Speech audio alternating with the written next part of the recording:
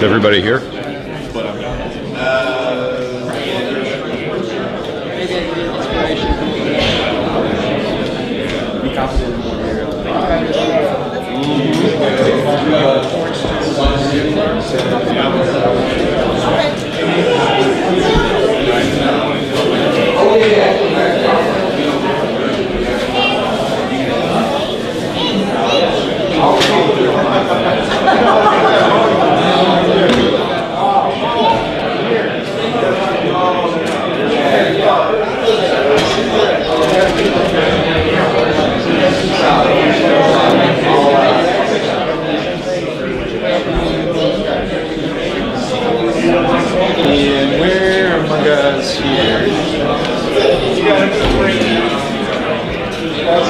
The order hasn't changed yet. You're second, right?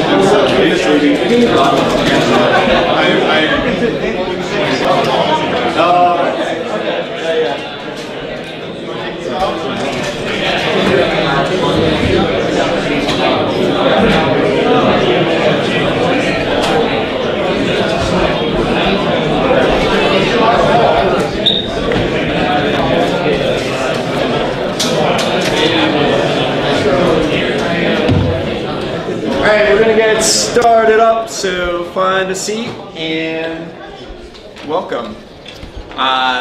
Good evening, everyone. I'm Brian Kelly. I'm your host of A2NewTech. Thanks for making it out tonight, rain and all. I know, sorry, I heard that slowed some people down traffic-wise. First-timers, throw up your hands if you've never been here before. Terrific, without fail. A little under 50%, I'd say, tonight, but always a ton of newcomers. Welcome. I'm glad you're here.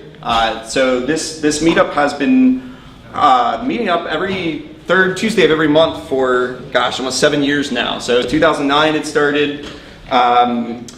Since then we've had over 100 meetups, over 300 companies have pitched, and 5,000 members in the group. So it's all grassroots too. It was basically started by a couple of entrepreneurs in town who said, hey, it would be great to support each other, hear pitches, know what's going on in this community.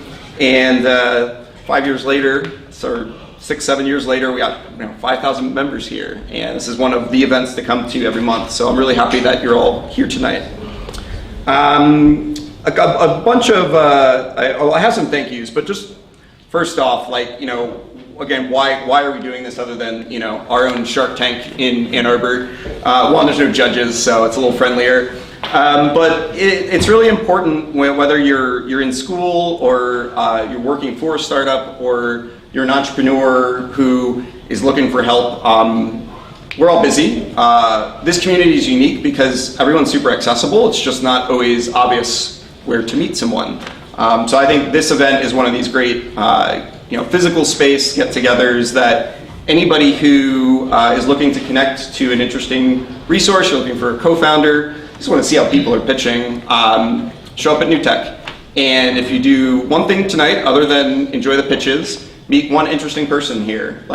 Not just somebody you're going to exchange a business card with, somebody that you actually want to follow up with. And see them here next month or at one of the many other meetups you'll hear about during our announcements later. A big thanks. I don't do this alone. I've been hosting for a year and a half, but there's a whole group of us, Doug Song, Zach, Scott, David, a bunch of other organizers. Shout out to Roger Rail down here in the front. Roger does our video every month. It's live streamed. Somebody can check it on Twitter. I think it should be out there and on YouTube and working. On YouTube, just go to search A2NewTech, one word, and you can see any of the previous month's presentations. Also, thank you to A2 Geeks. A2 Geeks is a nonprofit dedicated to making Southeast Michigan and Ann Arbor a great place for geeks and creatives to live, work, and play. The Entrepreneurship Clinic at U of M Law School, they've been our kind venue hosts for years now. So thanks to Bryce. I think Bryce is even out here tonight. Is Bryce in the audience? I don't see Bryce. Bryce is now at the Office of Tech Transfer, but Dana Thompson is our current sponsor, if you will, for the event. We're having free pizza again tonight. Oh yeah, so heading out to Pizza House afterward. Shout out to Spark. Jonathan Goldstein is somewhere around here. He is making the pizzas happen, so I'm gonna take a poll after all the pitches before we do community announcements to see who's going to show up, and then you can come out and have some pizza. What's our format? So 5 companies are going to pitch for 5 minutes each, followed by 5 minutes of Q&A. I run a timer here, try not to be too rude and cut people off. But raise your hand and stand up when you ask a question. I'll pick different people out of the audience. And anything's fair. You can ask the presenter anything about their presentation, their business that you think is relevant. We will make time for community announcements, so think about yours now. Whether you want to talk about a company maybe you're recruiting for, or you yourself are looking for a new opportunity, you run another meetup, you run a hackathon, you'll hear about all of that. After all the presentations, we'll line up and you get to hear everybody's announcement. Oh, question I always forgot to ask. Who here is currently hiring for a job in some capacity at their current company? All right. Who is looking for a change? Maybe curious about a job? Okay, you don't want to announce yourselves? Well, go find those people that had their hands up. So there's always, it's constant in this community, and people will move around, and that's a good thing, you know? If you know anyone, you see pitches tonight and you're like, hey, I should pitch, find me afterward or email organizers@A2NewTech.org. That goes to me, Brian Kelly, or any of the other names I mentioned earlier, and we help find a slot for you. I will say that I have slots open in July, but August and September are already spoken for. We're gonna have TechR about here, which is a student accelerator, and then Desai Accelerator, which is another incubator in town. All their portfolio companies will be here in August and September.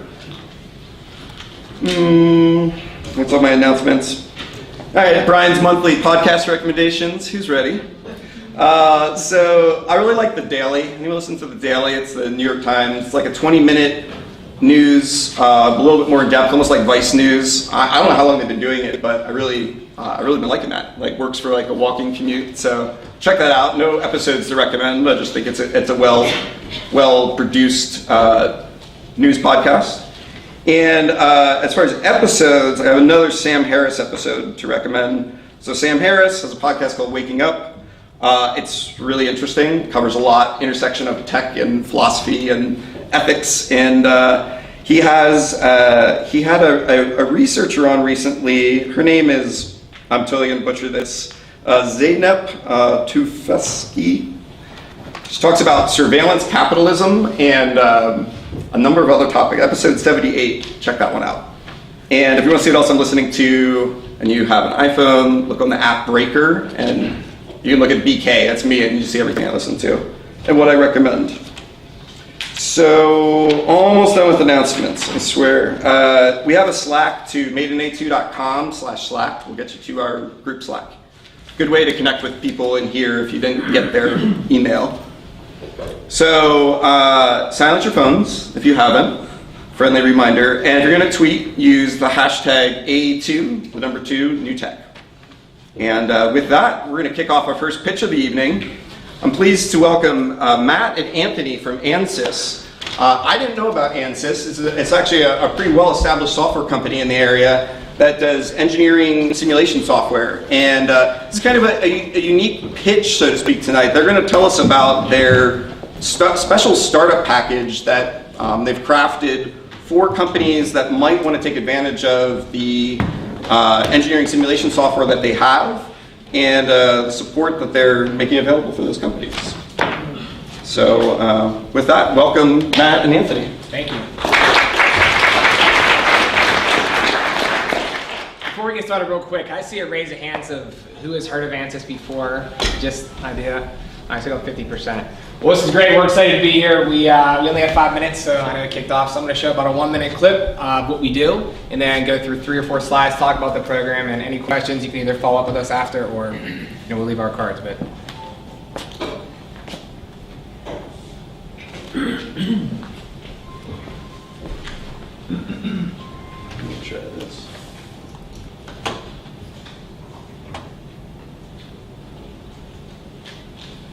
Do it audio? No. I thought it was going to grab HDMI, but it's not.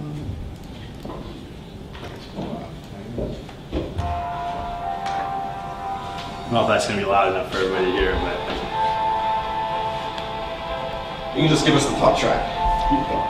Yeah, that's what I was going to do right after this. I just wanted you guys to see. So essentially, ANSYS is a company, technology company, software, so it's all computer-aided engineering, right? So anybody who's familiar with CAD from a design standpoint, what we're able to do is take those designs and simulate real-world effects. So anybody who's building a product, what we're trying to get away from is reducing prototyping, reducing the build and test. And if you guys are a startup, then you know that costs are obviously prohibitive, and we want to make it very easy for you guys to iterate and build products faster, cheaper, and most importantly, safer, right? So these are just a few of the things that the software can do. We're used by, I think, 96 out of the top 100 industrials. And this is a shot that we like to show just based on the growing use of simulation. So by 2020, we've worked with many technology advisors and some of our largest customers to understand that we believe all engineers will be using simulation in some fashion, right? So a lot of this has to do with Industry 4.0, augmented reality, autonomous driving, IoT, really. These are all things that need connectivity, sensors, high fidelity radar simulation. So these are things that we're actually able to virtually simulate and explore. So 3 things that we really want to highlight here: reducing cost, improving performance and quality, and then obviously mitigating risk. So if you're familiar with standard product development, by the time a product's tested and goes through quality, it's too late, right? So we like to do design-led analysis. So that's bringing simulation up front in the product development process. So a little bit about ANSYS.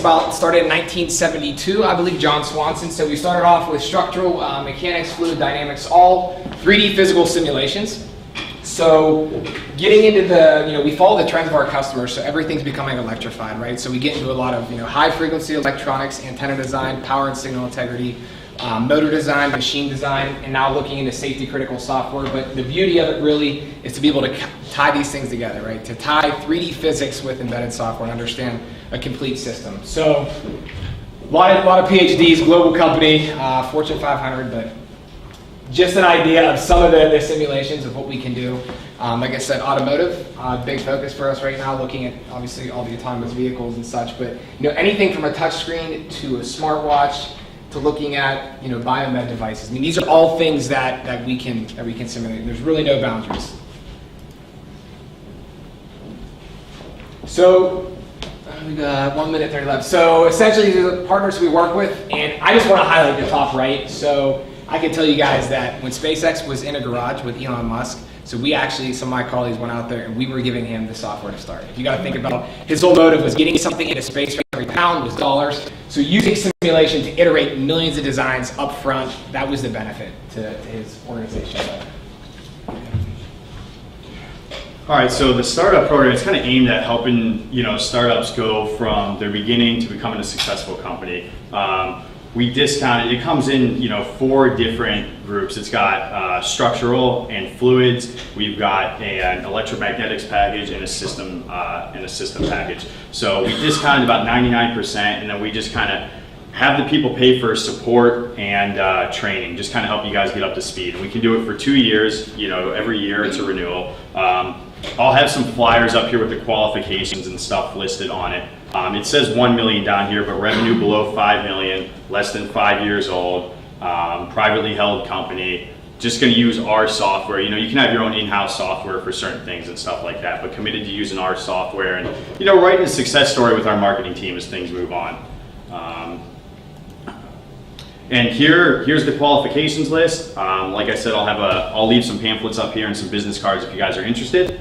And you can reach out to myself or Anthony, and we can help you out and talk you through it. So Matt, just call to action. Anybody who here is an engineer or is looking to develop a product and doesn't really have the capital to prototype or do any such, feel free to give us a call. That's what we do. That's our business. We have, I think a facility here with about 50 engineers that focus on all different, areas. So any questions at all, feel free to, reach out to us. But like I said, happy to be here. Thanks for setting this up, and that's it. Thank you.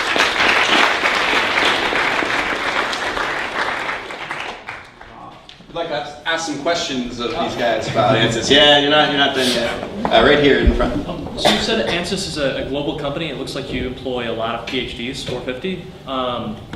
So what is the Ann Arbor office? Is this like the global HQ here, and how big is it? So our global headquarters is actually in Canonsburg, so south of Pittsburgh, but this is Ann Arbor. Actually, we host, I want to say, about 20 PhDs that are focusing on fluid dynamics or structural mechanics or electromagnetics. So we have a mix really all over, but that number actually grew to 650 as of last year. So This is one of our bigger offices, actually. So, you know, we have here, Chicago has a big office, so we kind of spread them apart.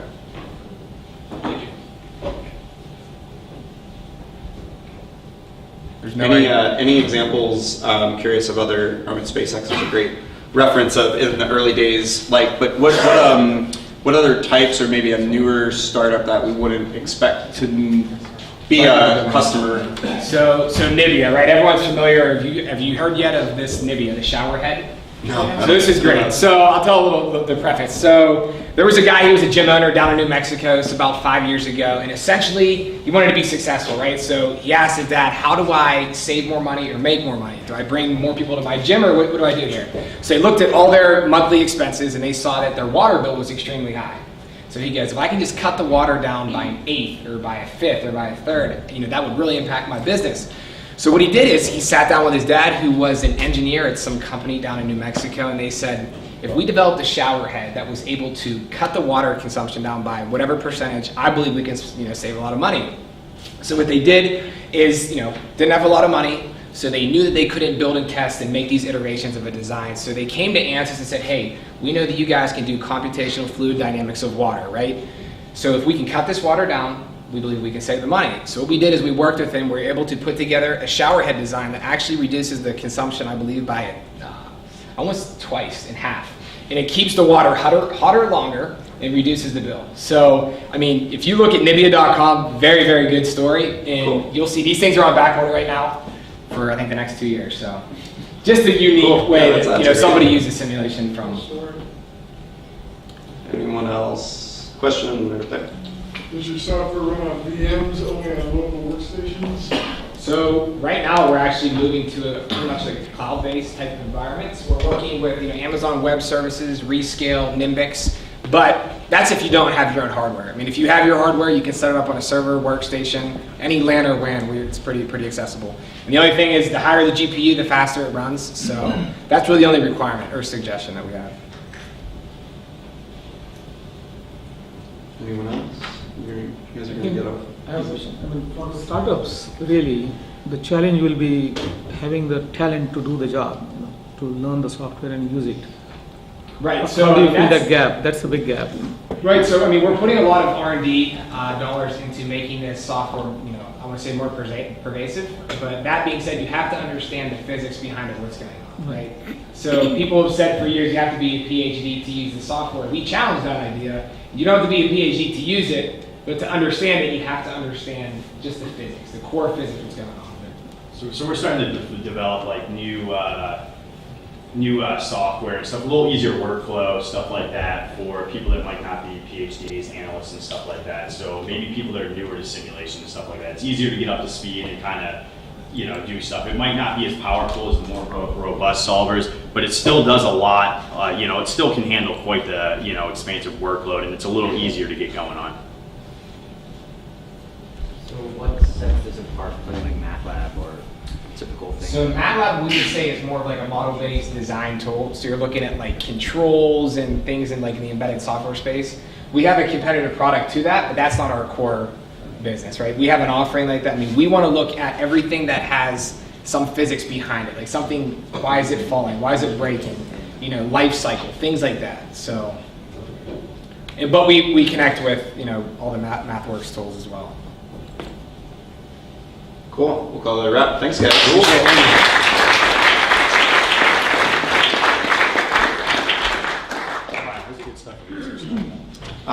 Yeah, you can leave your cards down here. There'll be various stuff here that you should take away with you if you're interested in pitches from this evening. And some announcements that'll be made later. All right. Okay, so next up, this is Andrew Koper from More Gets Done. Tried to get Andrew to pitch here last month, but he was right in mid-release of his debut of his product. So you get him this month. More Gets Done is an easy-to-use web and mobile project management-like application that helps people get more done and businesses be more efficient and profitable. And he's going to tell us exactly how. Take it away, Andrew. Okay, thank you. Andrew Koper, moregetsdone.com. Before I begin, an ask. Please tweet about this on your social media right now. If you can tweet about, post about Snapchat, Instagram, moregetsdone.com. I'd appreciate it. The problem. We're all animals, species Homo sapien. Our strongest, most base, most powerful instincts are selfish. We all have opinions, egos, and mouths. It's human nature to talk about how things work, what problems are, how they should get fixed. It's also human nature to avoid the restrictions of work, the stress and pressure of work, think procrastinating. Our most powerful instincts are to avoid work. Also, people have various levels of education. Some people are well educated, really good at gathering facts, making good decisions, communicating things well. Other people are okay educated, okay at gathering facts, making rational decisions, communicating things well. And other people may be less so about that. The solution is moregetsdone.com, which is like an easy-to-use web and mobile-based project management applications that helps people get more done and businesses be more efficient and profitable. More Gets Done is a framework that mankind can use to carry out commerce. Here's a screenshot of the home page. There is a form where people can, when something gets done, create a task and give it to somebody. Here is a user's home page. They're open tasks. This is mine, which I use to run the business. Here's an example of a project's homepage, the open tasks needed to complete a project. There are obviously lots of project management applications out there, Basecamp, Rike, Trello, Asana, but this one has some key differentiators that make it better than the existing solutions. For starters, the screens are very clear and easy to use. A lot of white bullet point lists, not a lot of marketing, flash movies, white papers. Take a long time to evaluate and see if this is what you want. You can just see what it does and start using it in 15 or 20 seconds. Organizations and groups of people can create a mission statement that defines what their purpose is, what their raison d'etre is, and define 5 key metrics that are measurable measures of how well they're carrying out that mission.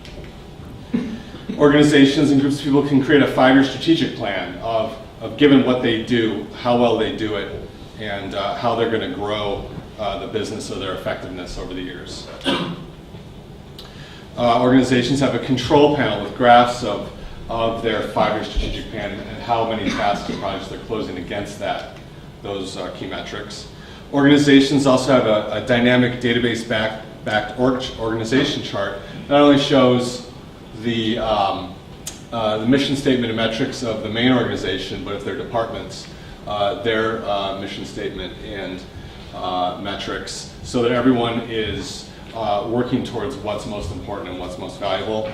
In this example, this is the city of Detroit, which I would love to see implement this product so that its $2 billion of budget and 9,000 employees are all delivering city services to residents as efficiently as possible and not in a wasteful manner. Projects can be saved as templates or business processes and reused, capturing knowledge and saving and reinventing the wheel. Tasks and projects can be made recurring and automatically put in people's workflows. Tasks can be made public so that anyone can take them. In this example here are tasks towards the cause of animal welfare, something a lot of people care about. If you really care about it, take some tasks. And this takes advantage of crowdsourcing, so that, which we all know is really powerful and really magical. Here's crowdsourcing public open tasks based on location. There's a top 25 feature of this that keeps track of who's closed the most tasks in a department, in a project, towards a goal, and ranks it shows the people who closed the 25 most tasks People, it shows who's doing a lot, who's doing a little, and people have a strong desire to be number one, so this incentivizes people to do more. In a typical organization of these various sizes and these number of employees, people are an organization's most valuable resource and biggest costs, typically 65 or 70% of the organization's budget. And if people worked 20% more efficiently, any organization of this size would receive that many benefits. On a larger scale, the United States has a population of 321 million people, and if those people were 20% more efficient, this would be the output of additional 64 million people. We've got two asks. Create an account with moregetsdone.com and give tasks to people you want to do something with or with something should be done. And it's donationware. So if you value things like this, technology, innovation, go to moregetsdone.com info/donationware and make a donation. moregetsdone.com. All right, thank you.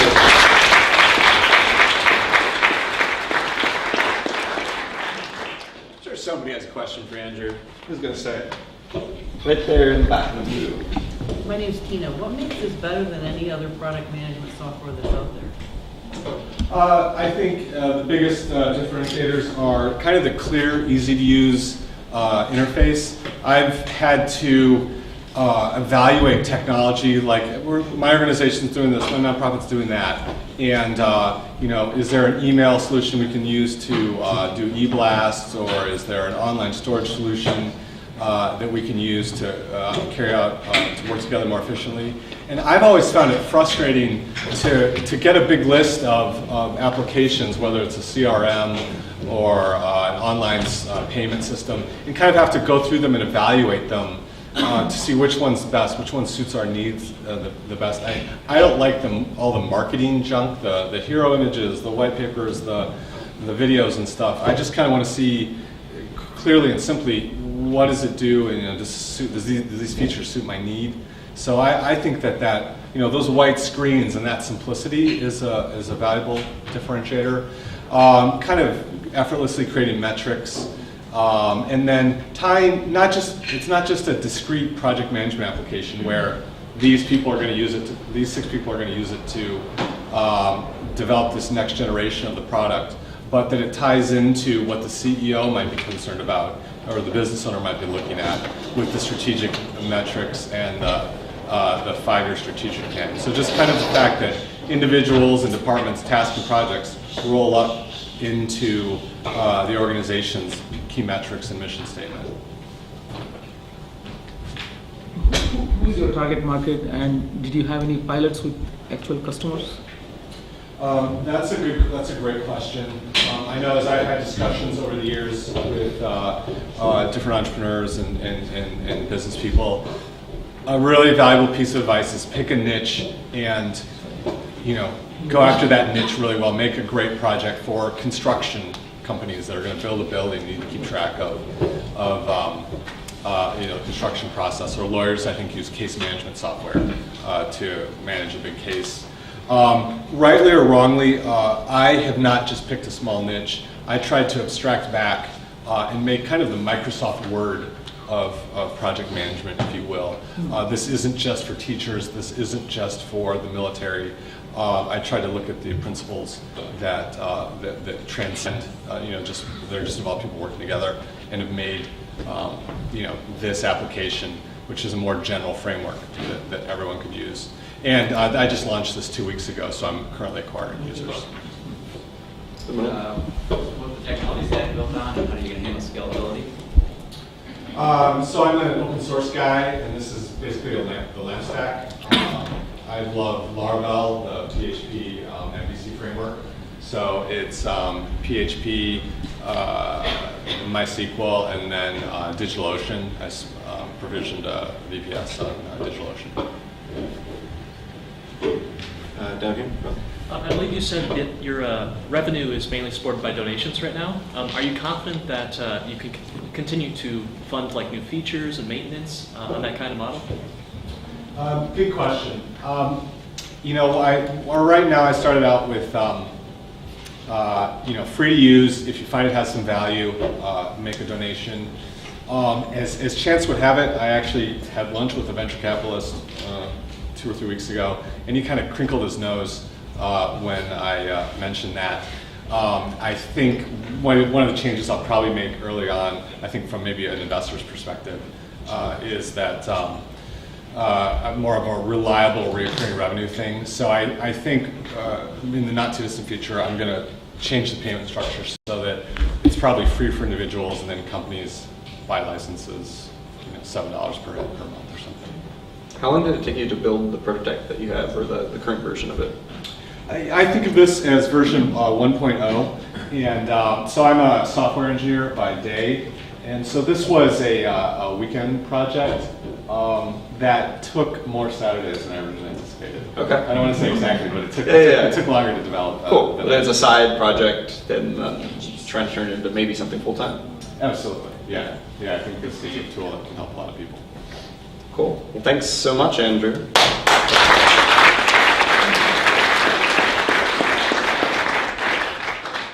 All right, we got a full show coming up for you and our next presenter. It looks like you brought some props, some other people, some support. So we'll let them get set up. The company is called DigiBit, and our presenter is Colt Correa. Colt Correa, yep. Colt Correa, and DigiBit is the world's first wearable, body action driven VR mobile device gaming system. Watch out, Nintendo. And a fun fact about them is that my digibit.com is run out of the basement of this fine family's home. Are you all set up? Do you need any more prep time? Nope. Ready to rock. Love it. All right, take it away, guys. Okay, thank you. So we've been working on DigiBit for quite some time. Everything you see is developed in our basement, electronics, communication systems. And we can talk a lot about the tech. The digibits communicate with each other less than a millisecond latency across all digibits with groups that will enable in the future social games. And we call it the world's first wearable, body action driven gaming system for your mobile device. And what my youngest son is doing here, he's playing on a mobile device in the traditional way. Simple swipes and taps on the screen. Not a lot of action, not a lot of movement in that. My oldest son is playing with the DigiBit system. What's happening is that the DigiBits are measuring his arm motion, and he's playing a superhero in a VR environment where he's flying with his arm motion. So DigiBits are measuring his arms, transmitted into a smart device, time synchronized with each other, and that's used as input to the controller. My daughter, Lydia, is playing DigiBit Dash. This is a non-VR game where the digibits monitor her feet action, and she's in an endless runner game where she's running away from a bully in a high school setting. And so you avoid obstacles by jumping to the side, raising your legs, and turning. Whereas a normal runner game, you're just doing swipes and taps on the screen. So it's an active way to play. We want to do, these are the games that we have working, demoable tonight, so you guys can play them. And we'd like to get a lot more games in the future. Virtual boxing, one that I love for your siblings or your parents. Sit across the table. You have one digibit on one wrist, VR. You're facing your opponent, and you're in an epic air hockey arena, and you play a virtual air hockey with your digibits on your wrist. There's a million games that we could do. We're running out of money, unfortunately. We're gearing up for a Kickstarter campaign. So we'd love everyone here to go to mydigibit.com. Digibit.com is owned by a Chinese billionaire who wanted $1 million for the URL. We don't have that. So mydigibit.com, enter your email address if you're interested in supporting our Kickstarter campaign. Our plan is to launch in Kickstarter in July. Hopefully get some more money to do the additional games that we want to do. But the two games we have tonight are working. Demoable, hardware's done, manufacturing set up, and we're hoping to have a successful Kickstarter campaign. All right, That's it. Nailed it.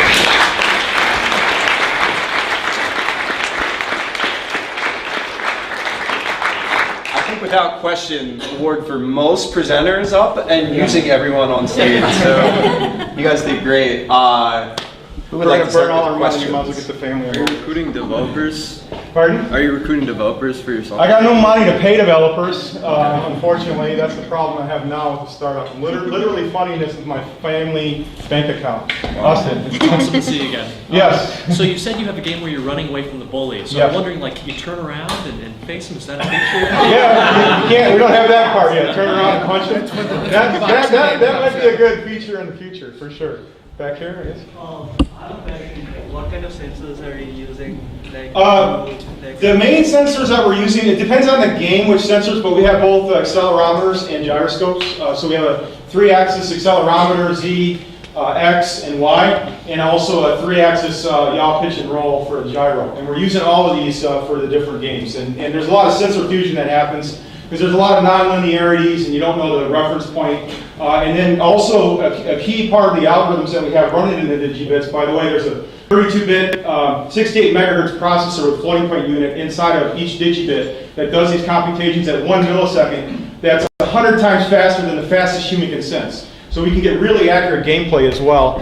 And these algorithms run at 1 millisecond, and they are able to recalculate with Euler algorithms the orientation of space automatically. And that's one of the key things that we've got. It's a patent pending system, by the way.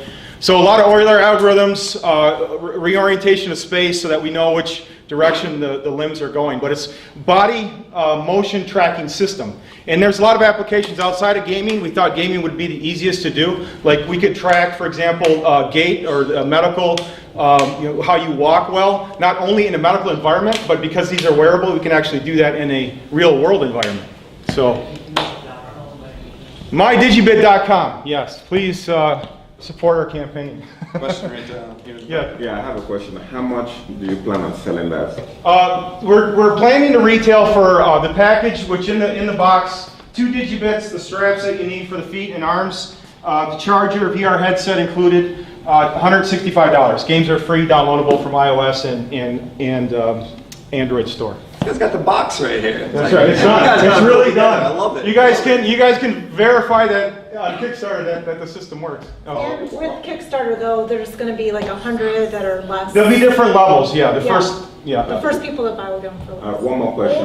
Do you have like an API to remap inputs for existing games to work with that? We actually, the Funny Wings game was a pre-existing game that we did exactly that. We remapped. We have a Unity 3D plugin API, and then one of the benefits of supporting us on Kickstarter is that you get the plugin for free from the Unity store. Yeah, so we have a Unity plugin API, plus the communication between the DigiBits and the phone is BLE, Bluetooth Low Energy, and that would be an open API too. So you can create whatever application you want, medical applications, games.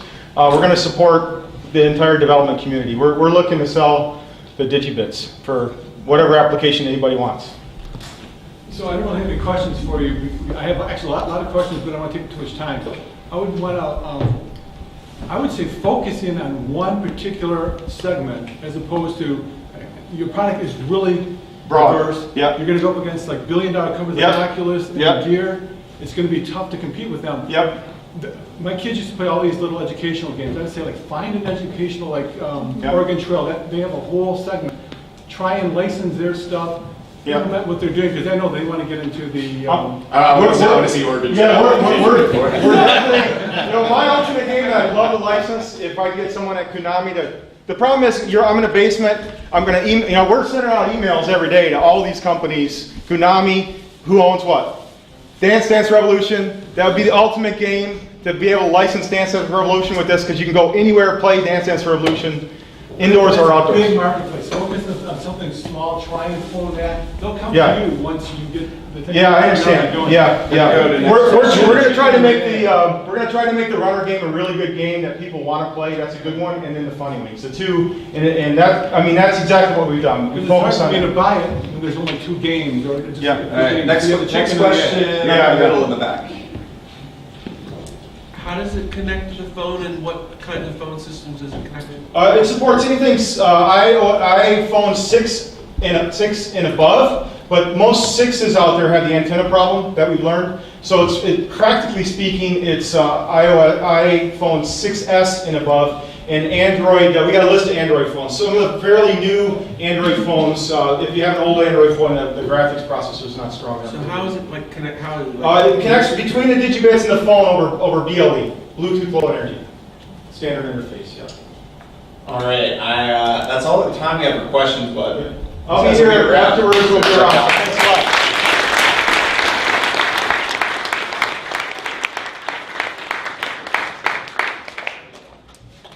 All right, where's Brett? Brett, you got a lot to live up to. Your presentation. Hope you're ready to dance. Nobody wants that. I'll let you plug it. I need that laptop to go on my source code. All right.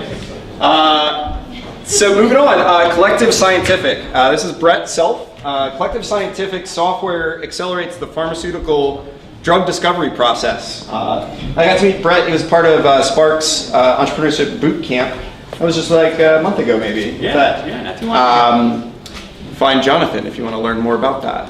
And fun fact that was shared about Brett's company is that all 5 employees survived winters up in Michigan Tech. Average of 180 inches of snowfall per year. So, Michigan Tech represented. Yeah, me too, undergrad. Take it away. Hi, I'm Brett Self with Collective Scientific. Today I want to talk about pharmaceutical research, drug discovery, and how we plan on accelerating the process. About 7 years ago, I was meeting Joe, our chemist down the street at Frank's restaurant. I've known Joe for a number of years.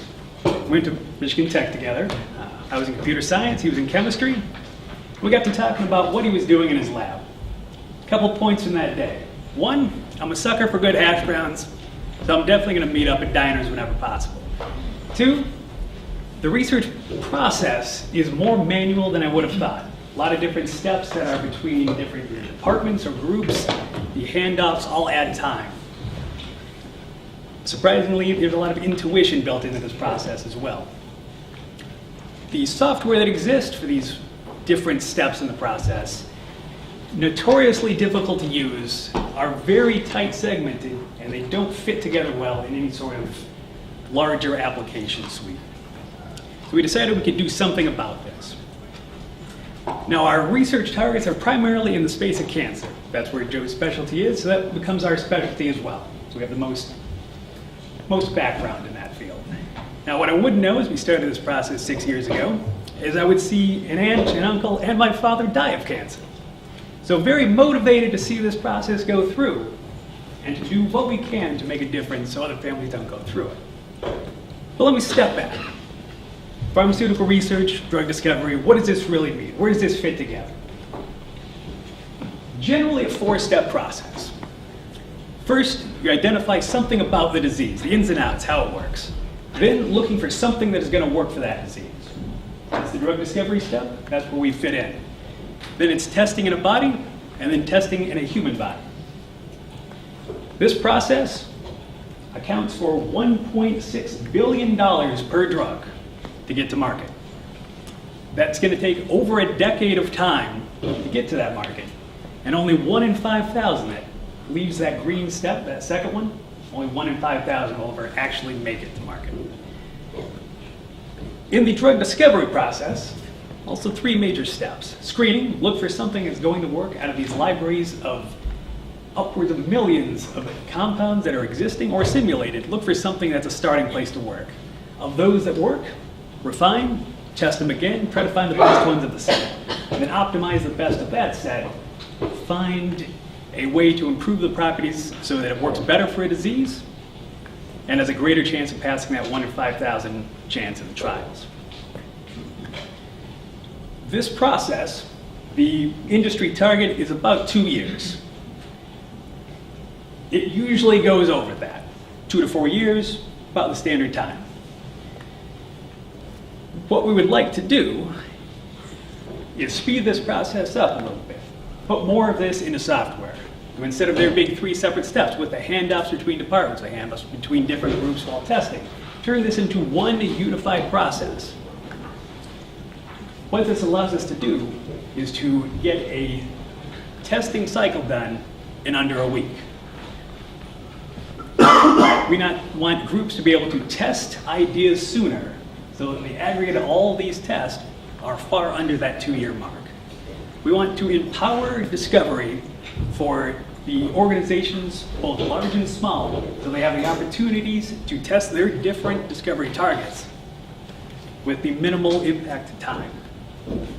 Now, how do we go about doing this? We've been working over the course of about 6 years now in the software. 3 major chunks to this. We've taken many of the steps that are manual, turn them into automated steps, get into software as fast as possible.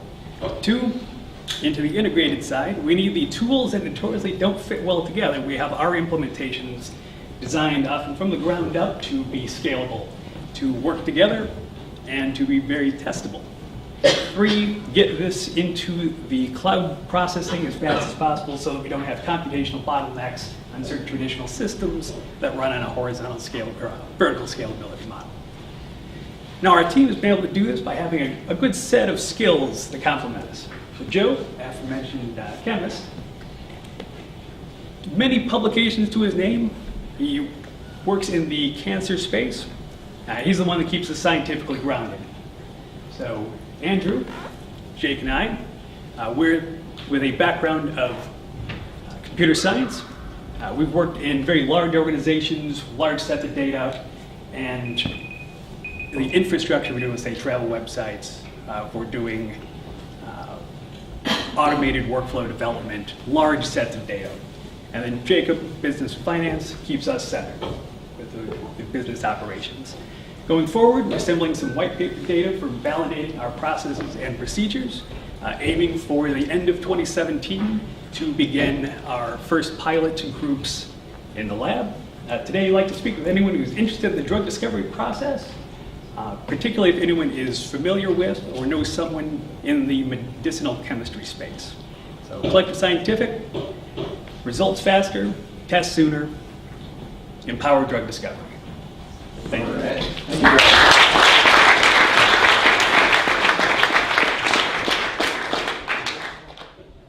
Who would like to kick off some questions for Brett?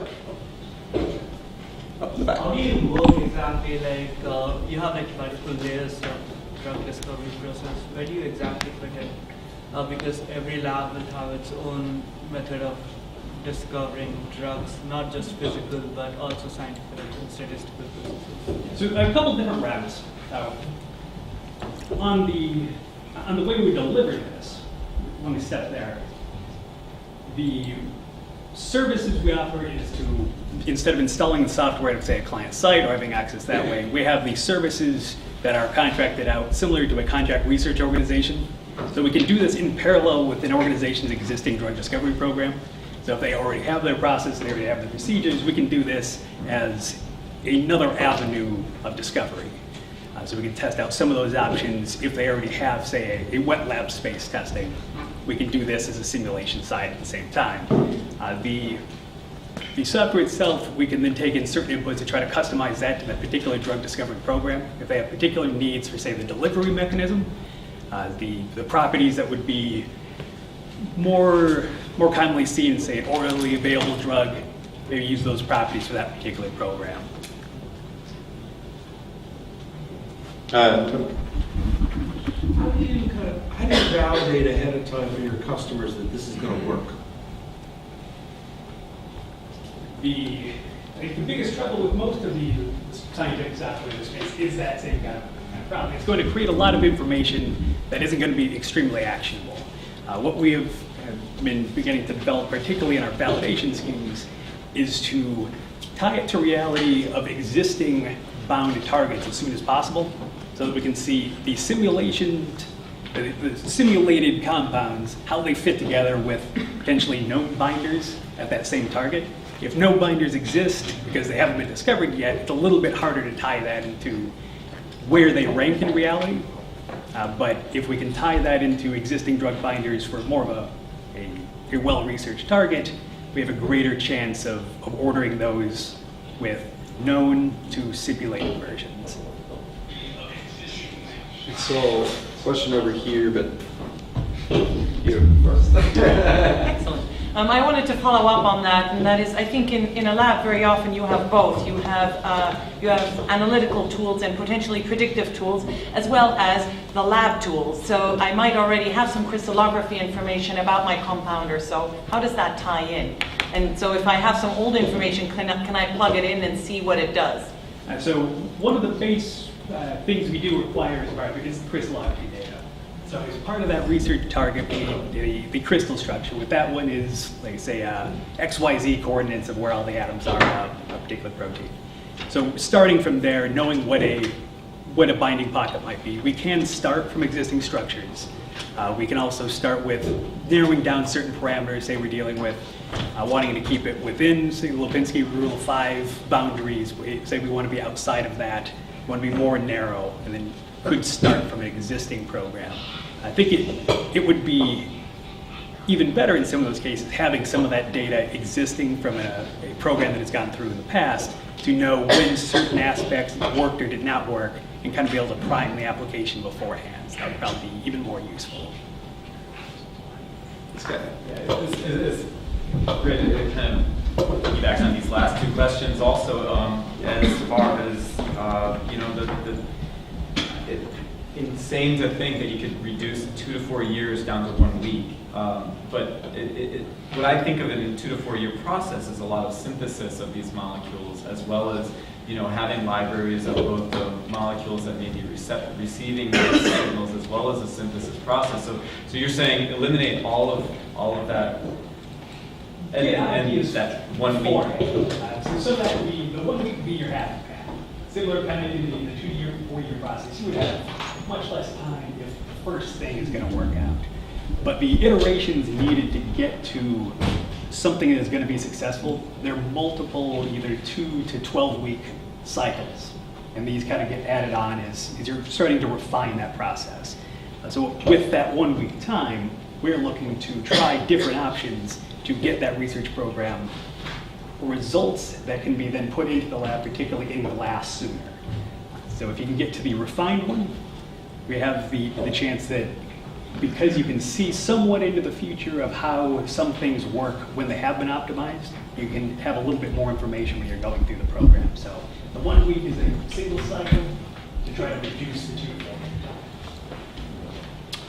4. All right, well timed there on the end. Thank you so much.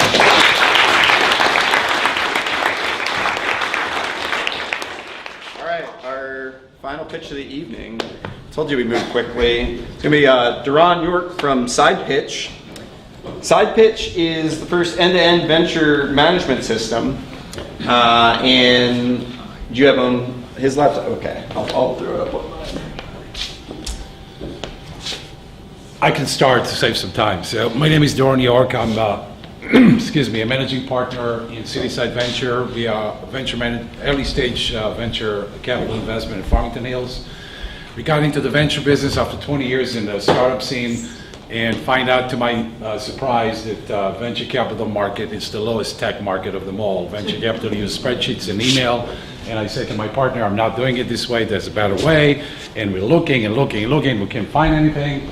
And so SidePitch was born. So basically SidePitch is end-to-end venture management system from deal flow to due diligence online, to make the whole paper trail online, the legal stuff, the commitment, managing your portfolio online, to the extent of we creating the first of its kind equity exchange online, so investor can actually post their equity for sale online. And there's a lot of other features that is in the platform. Let's see which one I can see this. Fact number one in startup, you take about 12 months, 6 to 12 months in startup to raise the first round of funding, and if you aggregate all the costs, it's about 20 grand on an average investment. From the investor perspective, according to the National Venture Capital Association, it's take about, for $2 million investment, it take about 6 months to complete the due diligence, and it's cost the investor about 30 grand, which is kind of crazy. So our SidePitch actually going to reduce it at half. So it's the first end-to-end venture management system, as we want to call it, VMS. There's investor track and startup track, and we'll talk about it in a second. The platform is designed to angel investor, fund, family offices, venture capital investor, private equity investors, and corporate ventures, which corporate venture we find the biggest amount of interest in the platform. There's no, it's not a social network. There's no professionals on the platform. There's no professional services offered on the platform. You need to be an investor to be on the platform. Not an individual investor, but you need to be part of a group of investors. All the investors have to file an application process. We're vetting them all one by one, and the one that we think is appropriate to let them in. If not, you're not. So the startup's not going to get a call from attorneys and CPAs and what other professionals try to sell you any service besides the money you're looking for. And we also promise the investors are going to be qualified startup on the platform. So it's quite elaborate application process for the startup to go online and fill all the information the investor to see. And a lot of startups telling us it was an eye-opening because they actually learn a lot of things going through the process. It's also reusable. We call it a pitch folio. It's a reusable one, so you can send a guest invitation to anybody you want. So you create it once, you can circulate all the investors you want. What else? Fortunately, we're not going to go into the system because it's going to take a long time. So the investor advantage is streamlining the application process, open and private deal flow management. Every investor gets a pitch mark, so if you want somebody to pitch to your group, you use the pitch mark, you're the only one to see the deal until you decide what to do with that. Simplify the transaction, you can do the term sheets and the safe investment online, negotiate with the startup back and forth. The due diligence process you can do collaboratively with the startup, and it's all organized in a very, you can create your own template, you can use what we have, and then by the time you're done with the diligent process, you can actually rate the opportunity based on your criteria. You can print the whole deck so you know where it is. You don't have to ask the partner where is the spreadsheet, who is working on the document. It's all online. The investor tracks. We have a company profile, open and private deal flow, collaborative due diligence, investor. There's a messaging board that the investor can talk to the startup. And we also have an investing forum so the investor can talk to other investors on the platform, and if they want to collaborate on investments, you can go on the website and see all of it. There's a project and action management, meeting and event schedule, term sheets, transaction management, portfolio management, financial reporting. It's really a lot. And by the way, it's designed by investors for investors. It's not designed by the startup mindset. It's designed by investors to say, this is what I want to see when I look at an opportunity. So, let's see. The startup track coming in September going to allow the startup to manage the whole startup process online, from ideation to proof of concept to prototyping to market research, up to the point that you want to post it for the investor to see. We launched it. We opened it officially for startup in Detroit Startup Week. So it's a pay-to-play. Startup will have to pay to pitch, but until October 1st, every Michigan company you want to pitch on it for free. And we want Michigan investors to be on the platform as well. We schedule 4 investor showcases in our office in Farmington Hills to show them the in and out of the system, how it works. So you can do it in 5 minutes. If you have any question, you can talk to me and we can give you some information. Thank you.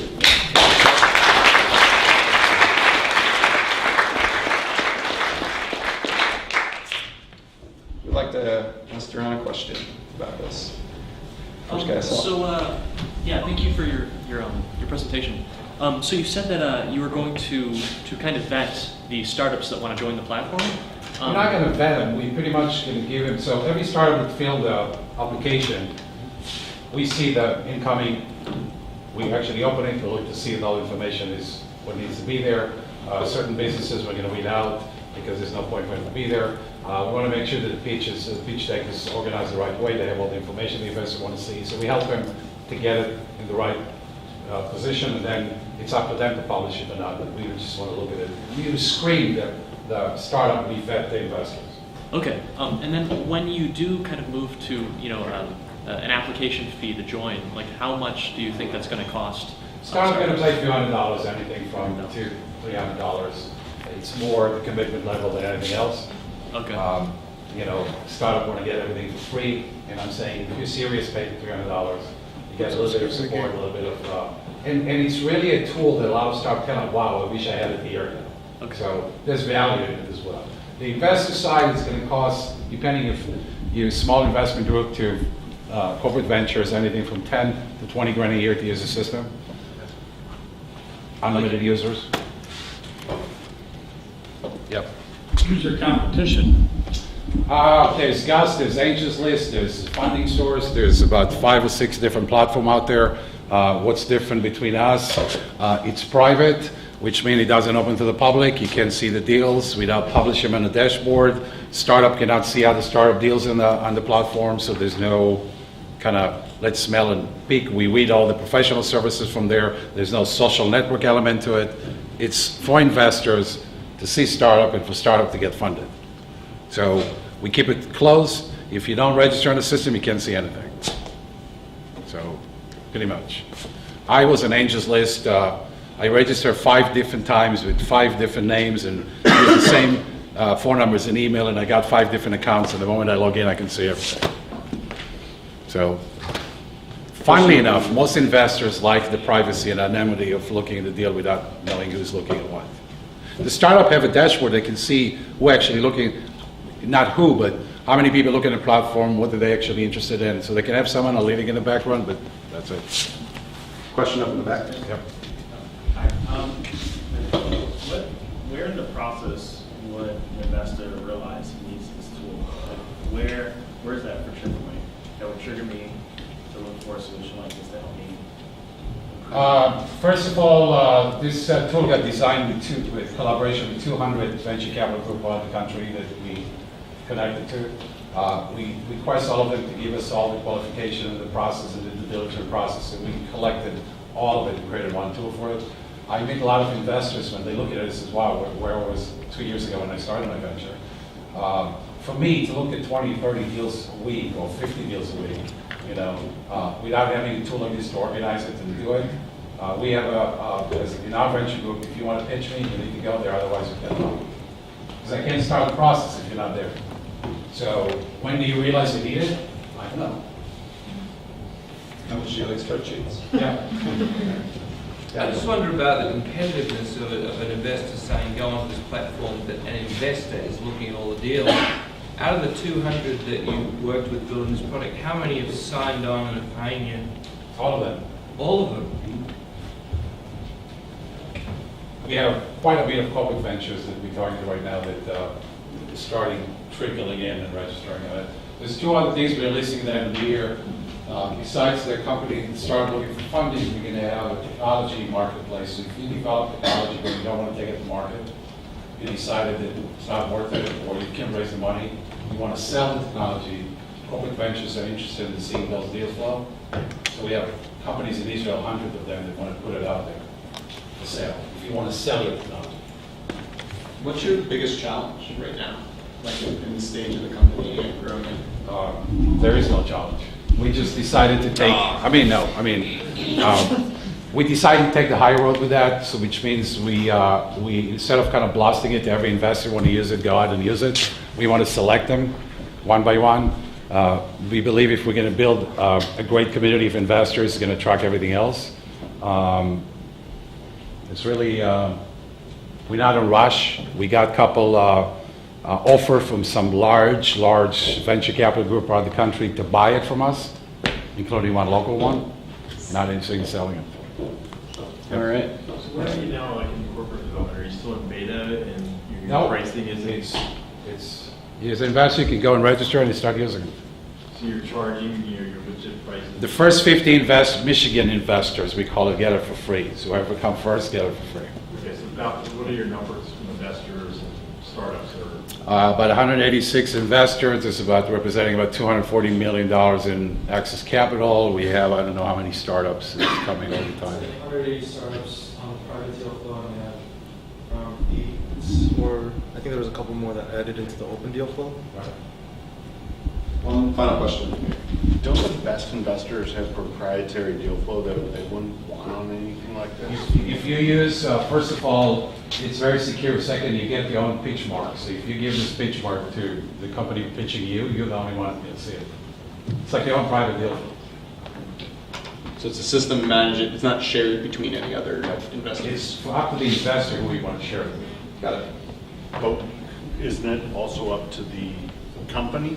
I mean, once the company loads their information on there, it's the company's best interest to create the best competitive environment for them to get a deal. So if I'm a company and I'm loaded onto your system, why wouldn't I send it out to as many qualified investors as possible? You can, but you can pick up the open deal flow and you can pick up the private deal flow. So like I said again, if I want to pitch you only, you can as an investor you can tell the startup, if you want to work with me, you need to pitch me, use my pitch mark. So you're the first one to see the deal. If you decide to release it because you don't want it, then it's going to go to open deal flow. We're actually creating a library system. You can check deal in and out of the deal flow. So you check it out, nobody sees it. Doron, thank you for presenting.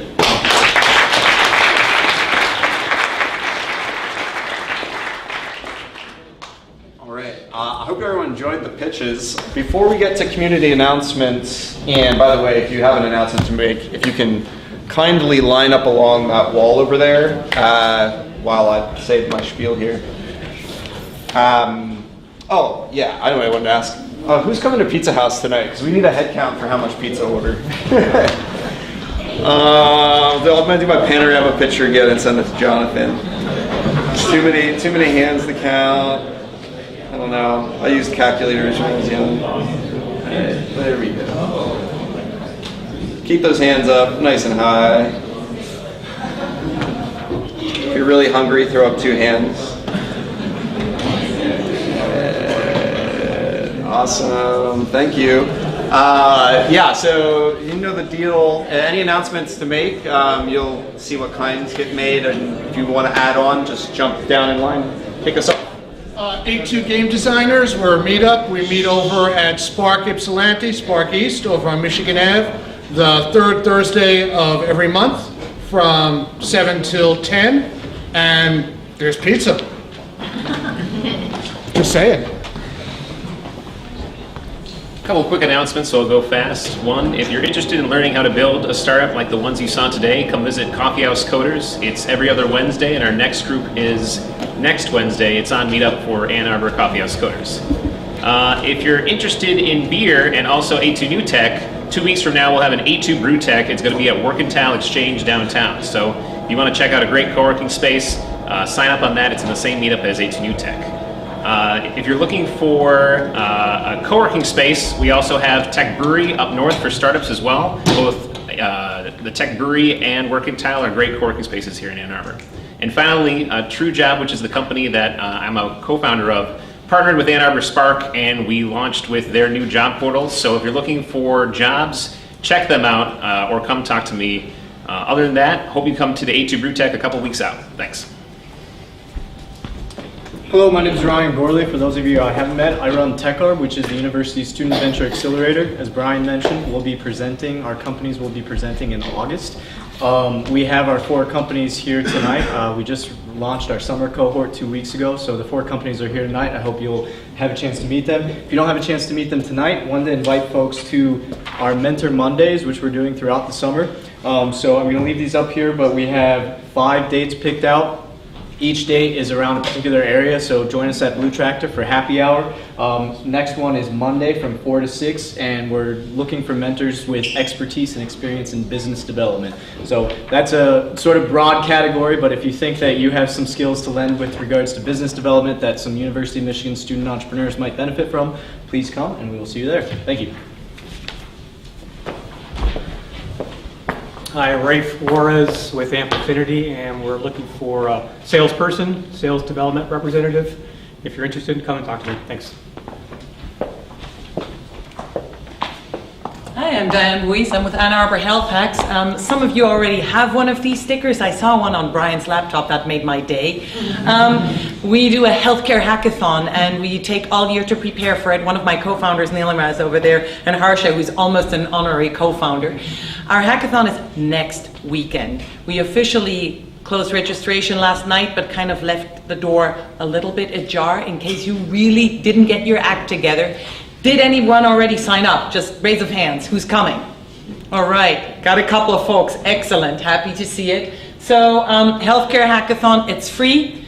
We've got about 150 people signed up. Space for a couple more. It's going to be awesome. There is nothing better to do in Michigan next weekend than come to that healthcare hackathon. I really mean it. It's a good mix of folks with IT engineering and healthcare background, and that's really what you want to get a new healthcare startup off the ground. Come and talk to me. I got more stickers, and it's going to be awesome. Hi, I'm Kevin from Argonomo, and Argonomo is a venture studio and dev shop. We're looking for full stack developers to build software solutions, SaaS platforms, mobile applications, web applications. One of our first projects was SidePitch. So if you guys are interested, feel free to talk to me, and we can have a conversation. So, thank you. Hi everyone, I'm Manu and I work for Genomenon. A bit about Genomenon, we are building the world's largest database of medical literature, and we are trying to associate it with genes, mutations, and everything else that is present in the medical literature. We're looking for a senior software developer, and a stack is based on Ruby on Rails, Go, Elasticsearch. They wrote a lot of the code, and talk to me. I'll get resumes and forward it on to Steve, who's our co-founder. Yeah, that's about it.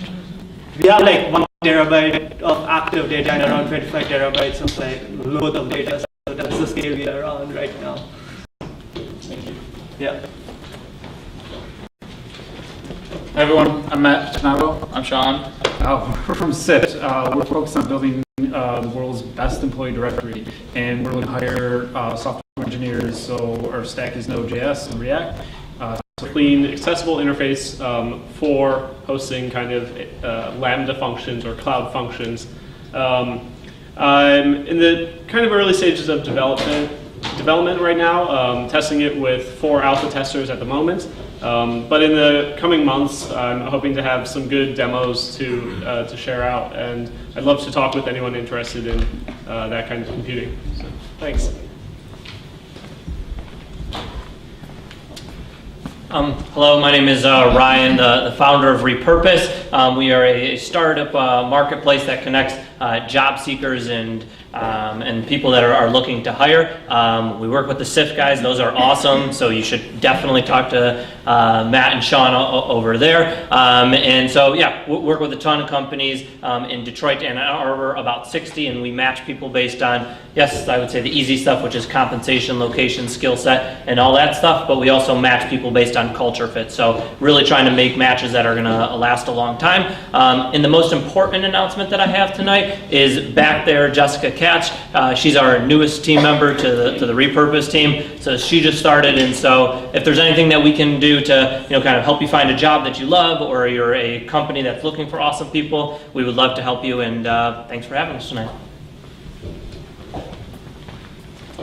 Hi, Brenda Jones from the New Enterprise Forum. We provide free coaching services for startups to get through the initial pitch process. You got some flyers handed out today. On Thursday is our monthly NEF forum. At that forum, Genomenon will actually be presenting, and they'll be showing everyone what a very, very good investor pitch looks like. And the panel that we have presenting that day is about hiring, doing your first critical hires in a startup, which can often be very difficult. We have great food, free hors d'oeuvres, and great beer. Register on the website though, so we can have enough food and beer for everyone.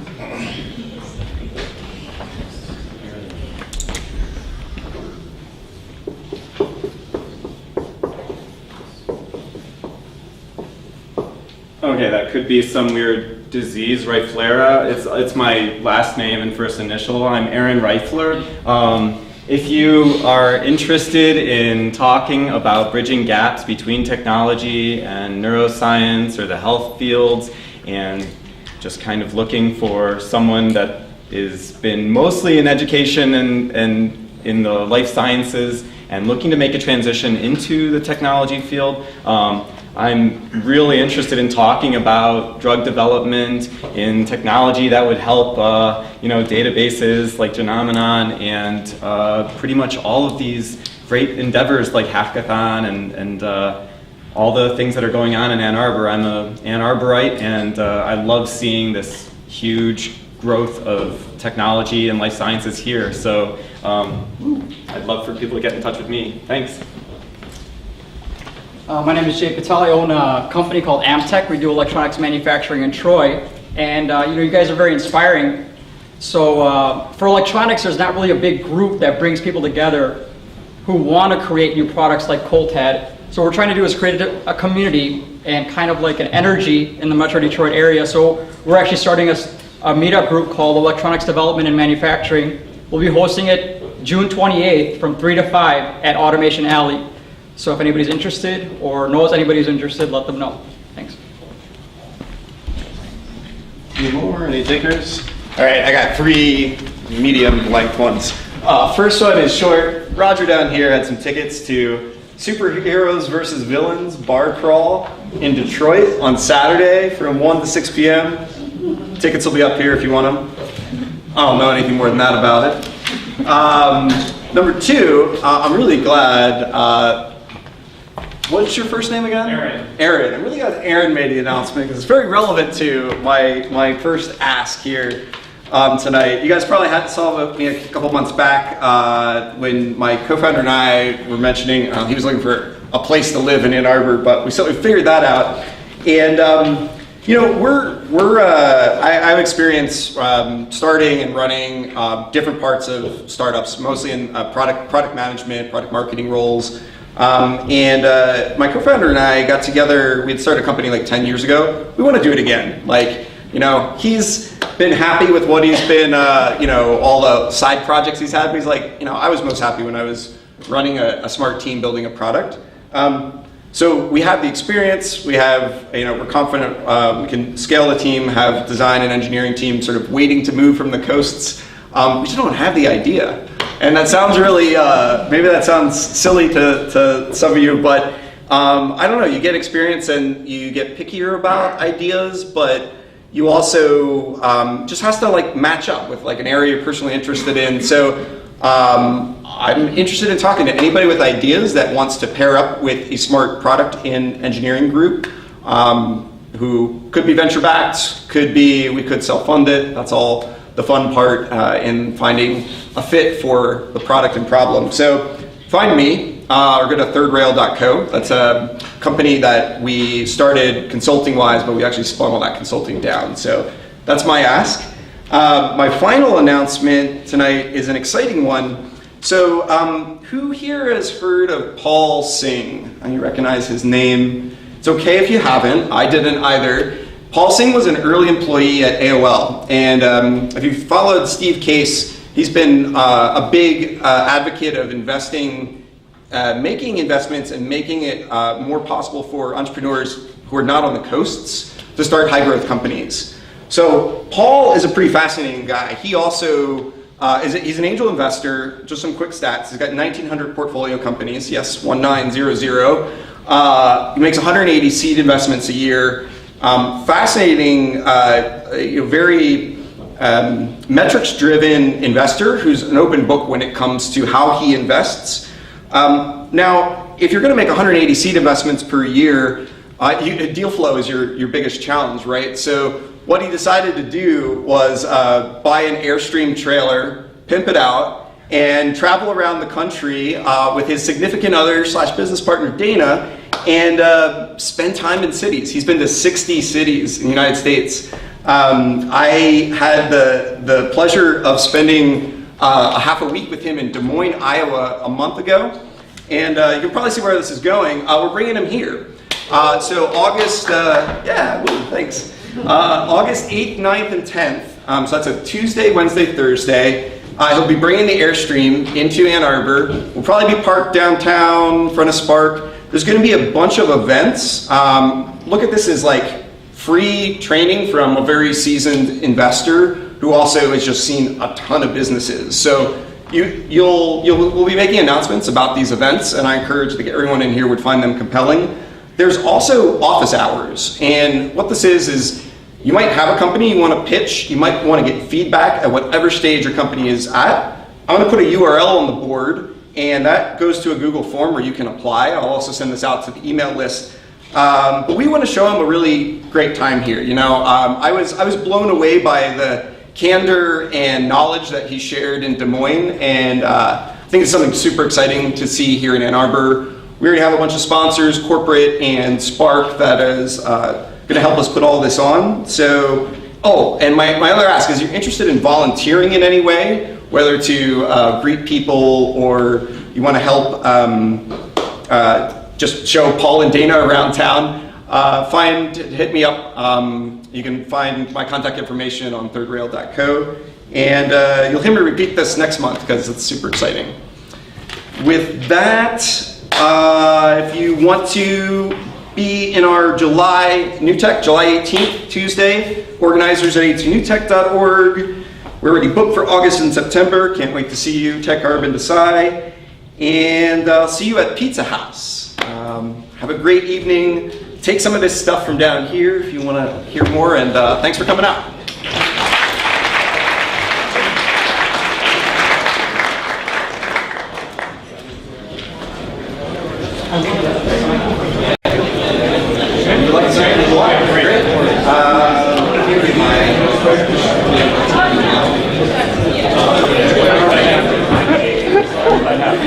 I will just don't forget.